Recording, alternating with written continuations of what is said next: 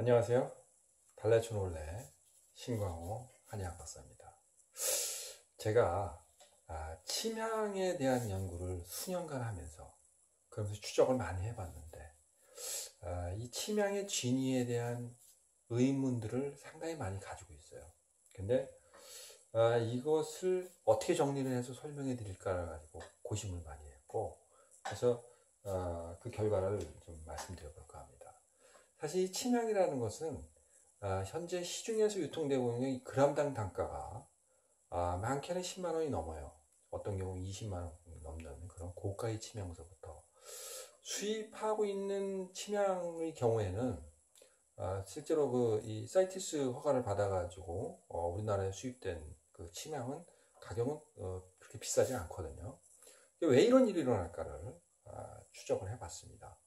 그랬더니 몇 가지 독특한 현상을 알 수가 있어요. 우선 침향의 기본적인 것은 침향이라는 이 침향 나무의 심재에 해당되는 부위가 있어요. 이 심재가 보통 한 30년, 20년에서 30년 정도 이상 이렇게 자라게 되면은 심재 부위에 그 균열이 생기면서 곰팡이라든가 균이라든가 이런 것이 형성되면서 이게 썩기 시작을 합니다.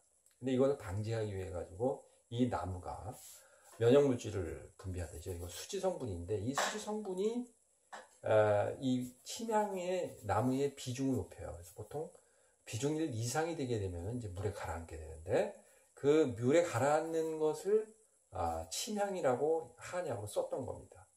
그러니까 다시 말해서 비중 1 이하인 경우에는 수지 침착이 많이 되어 있지 않다는 뜻이겠죠. 그래서 비중 1 이상의 침향들은 이제 약으로 썼는데, 근데 거기에 이제 숨은 의미가 있다는 사실들을 대부분 한의사들은 몰라요.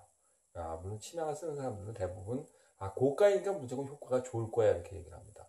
사실 이건 미얀마 쪽에서 나오는 비교적 고가에 해당되는 침향입니다.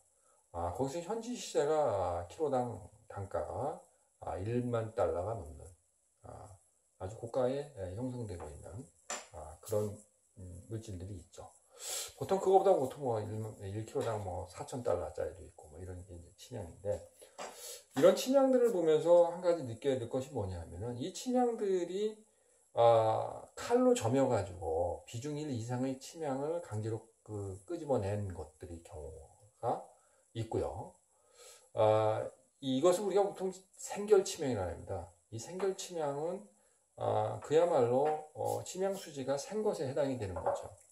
근데 이 침향나무가 지각 변동이라든가 이런 거에 의해 가지고 지진이라든가 화산에 의해 가지고 덮여서 땅 속에 묻히면서 썩기 시작을 하죠. 썩기 시작을 하면서 수지가 있는 부분을 안 썩으니까 그 부분만 비중 1 이상이 되는 부분만 남는 경우가 있어요. 아니면 땅 속에 묻어 가지고 실제로 이제 이 비중이 좀 낮은 부분들은 다 썩어가지고 없어지게 돼 있고, 높은 부분만 썩지 않고 이렇게 형성되어 있는 거 있죠. 이렇게 그렇게 된 걸 뭐냐면 우리는 숙결침향이라고 합니다. 우리가 생결침향과 숙결침향의 차이는 뭐냐라고 보시면, 이 생결침향은 가공이 덜 된 상태라고 보시면 되고요. 숙결침향은 그러한 숙성 과정 통해서 미생물이라든가 각종 열에 의해 가지고 달궈지면서 효과가 난다는 사실입니다. 이게 침향에 숨겨져 있는 효능이라고 할 수 있는데, 이런 숙결 침향의 형태로 나게 되면은 향도 좋고 비교적 효과도 상당히 좋고요. 그런 숨겨진 의미가 있습니다. 근데 여기서 간과하고 있는 게 있어요. 뭐냐면은, 근데 이걸 그냥 먹을 수 있냐라는 거예요. 우리가 항상 이게 좋은 침향을 구했으면 그걸 그럼 어떻게 쓸 것이냐, 그리고 실제로 그걸 섭취를 해가지고 좋은 효과를 낼 수 있는 물질로 만들어 써야 된다는 그런 수치 법제라는 과정을 거쳐야 되는데, 이걸 그냥 먹을 수는 없잖아요. 그죠? 우리가 이런 아무리 좋은 침향을 가지고 있다 하더라도 이게 과연 그냥 본다고 효과 내는 게 아니지 않습니까? 그렇다고 이게 냄새를 맡아보면 냄새가 별로 안 나요. 왜? 이 침향이라는 것은 일반적으로 온도가 150도에서 200도 이상의 열을 가했을 때만 향이 방산되기 시작합니다.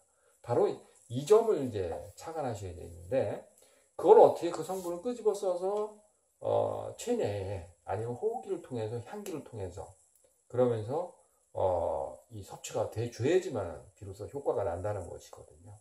이제 그렇다면은 결과적으로는 갈아야 된다는 겁니다. 일정한 입자로 갈아주지 않으면은 이 성분을 쓸 수가 없어요. 그러니까 아무리 좋은 이런 비싼 침향을 구했다 할지라도 미세하게 분말해 주지 않으면은 비표면적이 아무래도 좀 떨어지기 때문에 그만큼 효율이 떨어집니다. 그러니까 좋은 침향의 재료를 가지고 제대로 가공을 해서 써야 되는 것이 맞는데 원자재가 좋으면 무조건 다 어떻게 쓰든 좋을 거라는 그 생각이 문제를 키웠던 겁니다.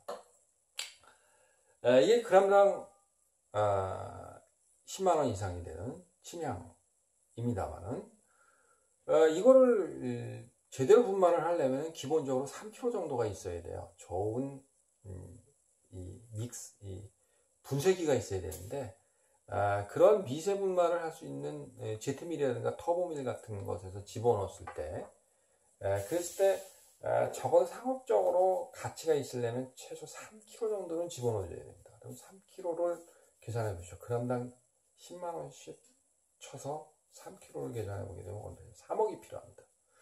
이런 큰 돈을 들여가지고 이 침향을 유통시킬 수는 없어요.